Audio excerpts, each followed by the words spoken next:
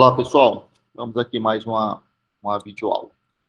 Pessoal, eu criei um códigozinho aqui, ó, para interagir com o teclado, né? E eu vou fazer essa videoaula em duas partes para não ficar muito grande. Primeiro eu vou executar, para você ter uma ideia do que está acontecendo.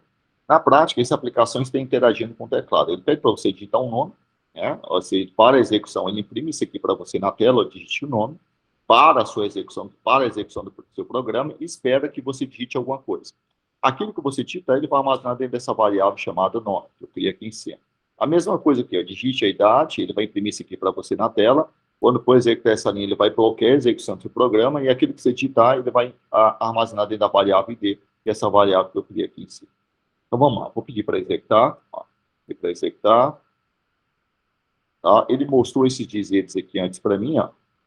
Mas isso aqui é da minha ideia. O que ele está, quero que você veja que está aqui, ó, digite seu nome e ele parou a execução do meu programa, ou seja, justamente nessa parte aqui, ó, ele para a execução do meu programa. Então, esperando que eu digite um nome.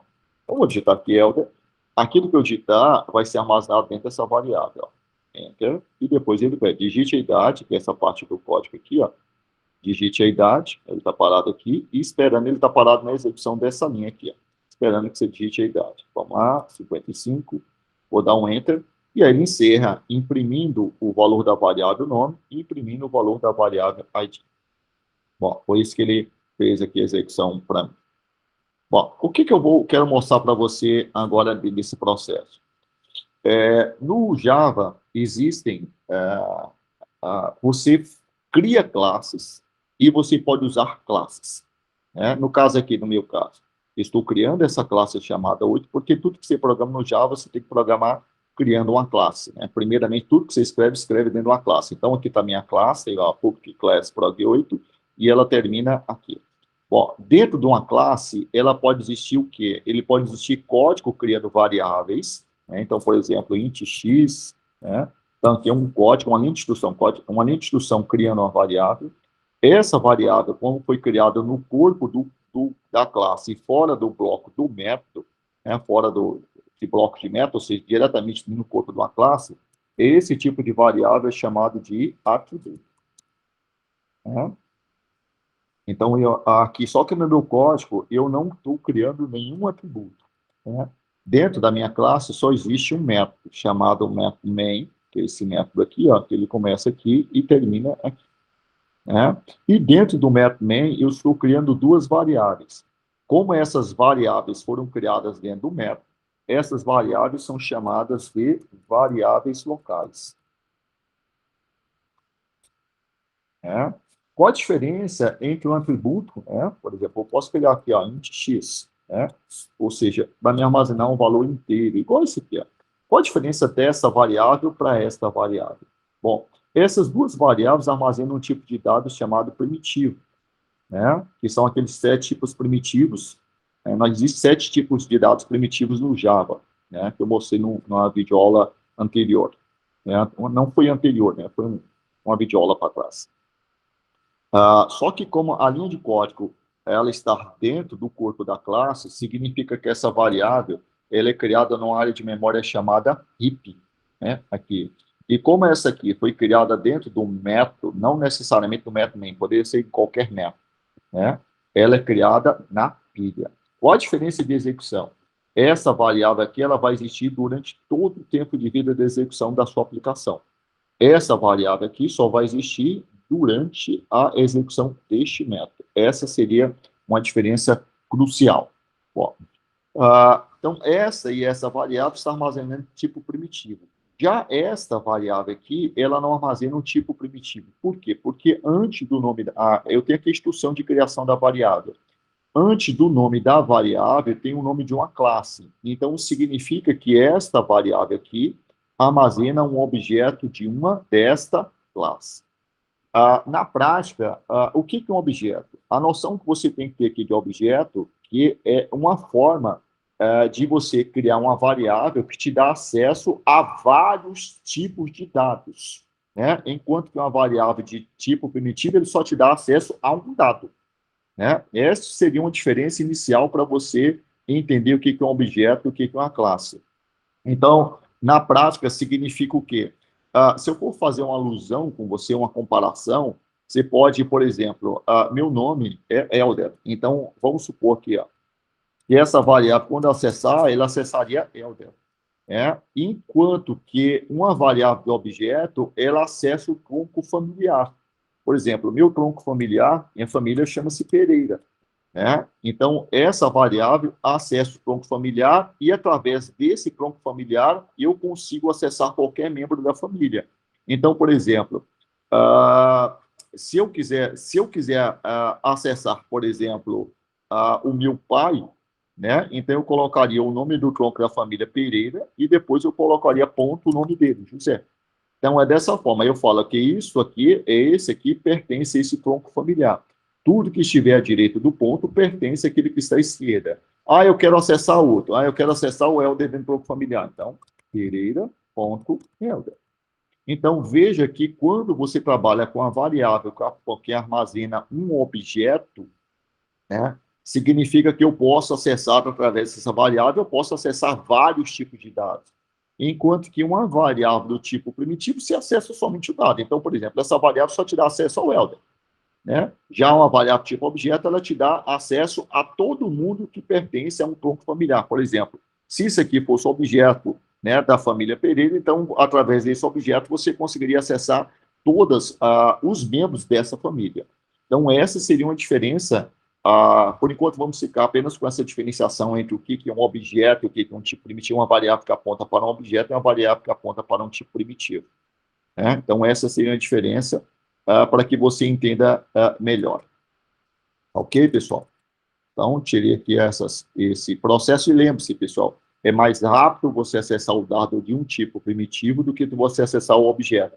Porque para acessar o objeto, você precisa fazer 2 passos. E eu vou mostrar hoje para vocês, hoje não, nessa ou na próxima videoaula isso. Bom, então, pessoal, para você entender que como é que eu faço para acessar aquilo que está dentro da classe ou acessar aquilo que está dentro do objeto? Sempre você vai usar um ponto.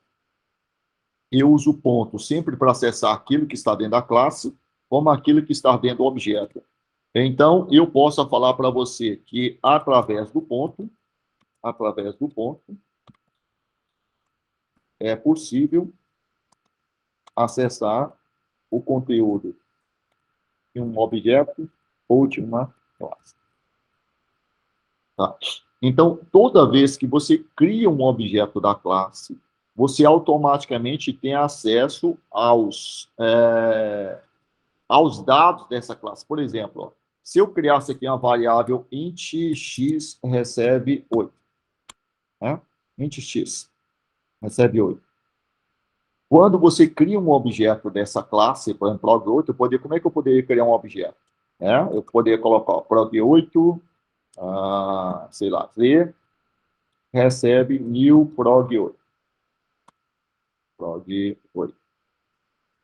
Criaria um objeto dessa forma, da minha própria classe, e através do z, se eu colocar z ponto, eu consigo acessar, por exemplo, aqui a variável x, z.x, recebe 5. Ou seja, através dessa variável aqui, eu consigo acessar este atributo. Da mesma forma, eu poderia acessar um método através dessa variável. Consigo fazer essa forma de associação.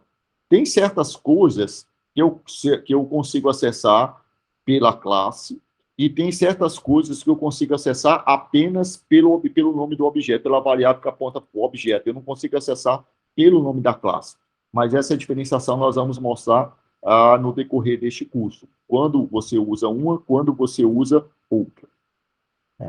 Então, aqui ele está mostrando para você. O que eu quero que você fixe eu uso o ponto para quê? Para acessar aquilo que está dentro da classe ou para acessar aquilo que está dentro do objeto.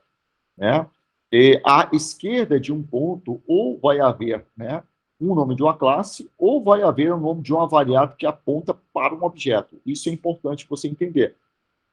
Por que aqui não pode ser uma variável de tipo primitivo? Porque o tipo primitivo não aceita que você coloque o ponto. Porque o ponto é para você falar qual daquilo que está no objeto você quer acessar, ou qual dos itens tem dentro de uma classe você quer acessar. Como um tipo primitivo, ele só tem um dado, não tem um porquê, não tem lógica você usar o ponto. O ponto é para falar assim, estou acessando aquele objeto ou aquela classe, e depois do ponto você vai falar o que especificamente daquele objeto ou daquela classe você quer acessar. Como o tipo primitivo só tem um dado, não tem lógica você colocar o ponto para ele. Então, baseado nessa leitura, eu consigo entender naturalmente que isso aqui é uma classe, e isso aqui é um atributo que existe dentro da classe. Porque o ponto você só usa para acessar atributo ou método. Então, à direita do ponto só pode existir atributo ou método. Não pode existir variável local. Então, eu posso falar assim, porque a variável local está dentro de um método de uma classe, ou dentro de um método de um objeto. Então, aqui eu falo que isso aqui é uma classe, isso aqui é um atributo que pertence à classe system, e como à direita do ponto, à direita do out, existe um ponto, então eu sei que esta variável aqui, ou seja, esse atributo, ele é um atributo que armazena um dado do tipo objeto. Então, esse print, ele aponta para um objeto. E lembre-se, pessoal, o objeto, ele sempre é oriundo de uma classe. O objeto, ele é sempre oriundo de uma classe.